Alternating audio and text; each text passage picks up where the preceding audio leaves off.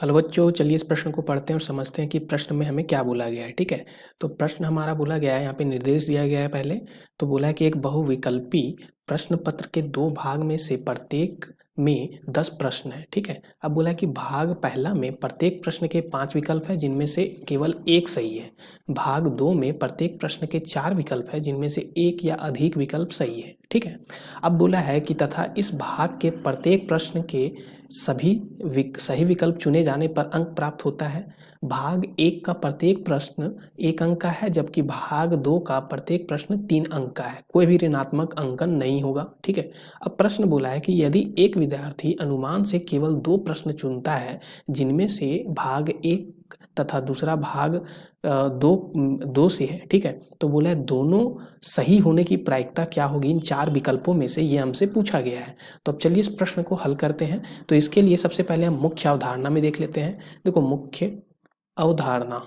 ठीक है, मुख्य अवधारणा।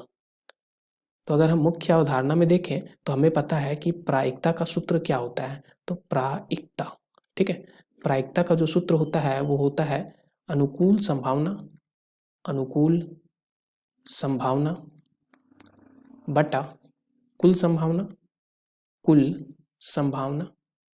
ठीक है, तो ये अनुकूल संभावना बटा कुल संभावना, ये हमारा प्रायिकता का सूत्र हो गया। अब यहाँ पे दूसरा चीज़ और देखें हम कि मान लो अगर हमारे पास, एक उदाहरण के तौर पे मान लो कि हमारे पास अगर इस थैले में अगर हमारे पास 5 रेड बॉल हैं, ठीक है, यानी लाल रंग के बॉल हैं, इनमें से अगर हमें 2 को चूज करना है यानी निकालना है। ठीक है, 2 को निकालना है तो इसके तरीके कितने होते हैं, तो 5 में से 2 को चूज करना है, इसलिए 5 यानी 5C2 ये होता है हमारा, ठीक है, सूत्र। और इसका हमारा फॉर्मूला क्या होता है, तो हमें पता है कि अगर NCR हो, ठीक है, NCR, तो इसका जो सूत्र होता है वो N का क्रम गुणित बटा R का क्रम गुणित और फिर N माइनस R का क्रम गुणित, ये होता है फॉर्मूला यानी सूत्र। तो अब इसी मुख्य अवधारणा में हमने सारी बातें कर ली कि किस तरह से हम इस प्रश्न को हल करेंगे, कौन कौन से सूत्र का यूज करके, प्रयोग करके। अब चलिए इस प्रश्न को हल करते हैं। तो देखो, यहाँ पे सबसे पहले हम देखें तो हमें बोला गया है कि खंड, 2 खंड है हमारे। ठीक है, तो यहाँ पे अगर हम बात करें खंड का, ठीक है, तो खंड हमारे 2 हैं, पहला खंड और दूसरा खंड। पहला खंड में हमारे कितने प्रश्न हैं, तो 10 प्रश्न हैं। दूसरे खंड में भी 10 प्रश्न हैं। अब 10 प्रश्न पहले खंड में हैं, इनमें से हमारे पास 5 विकल्प हैं। ठीक है, 5 विकल्प हैं। ठीक है, और दूसरे खंड में अगर जो 10 प्रश्न हैं उसके 4 विकल्प है, हर एक प्रश्न का 4 विकल्प। ठीक है, 4 विकल्प है, ये हमें मालूम है।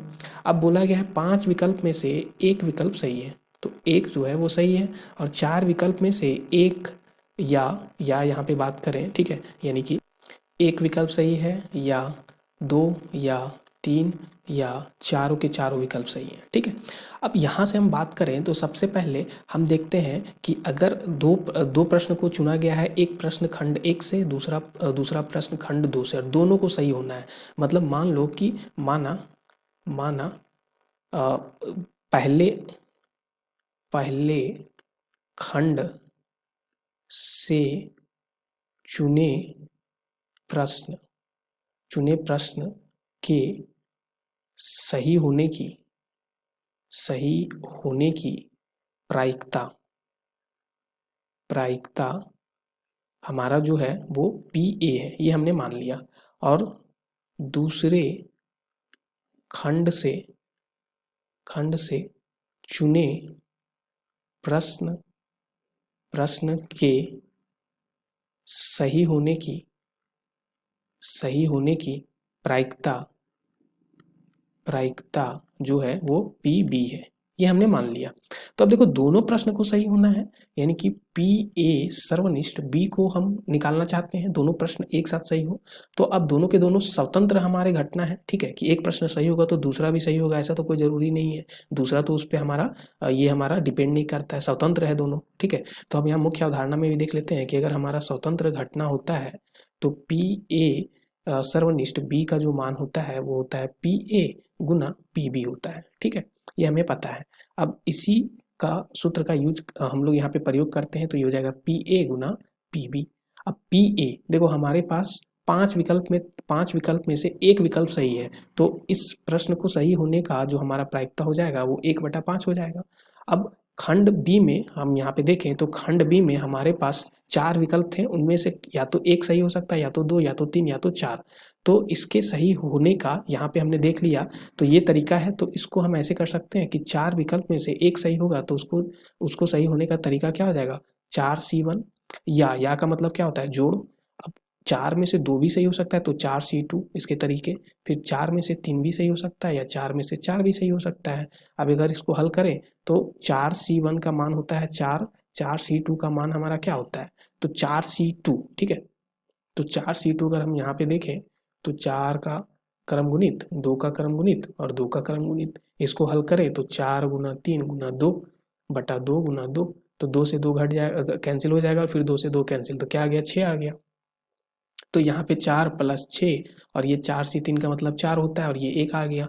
तो 4 4 8, 8 6 14 और 1 15, तो ये क्या आ गया हमारा, 15 आ गया, ठीक है। तो यहाँ से हम क्या बोल सकते हैं कि हमारे पास 15 हमारे पास ऐसे तरीके हैं, ठीक है, लेकिन उनमें से केवल एक तरीका सही होगा, तो 1/15 हो गया, ठीक है।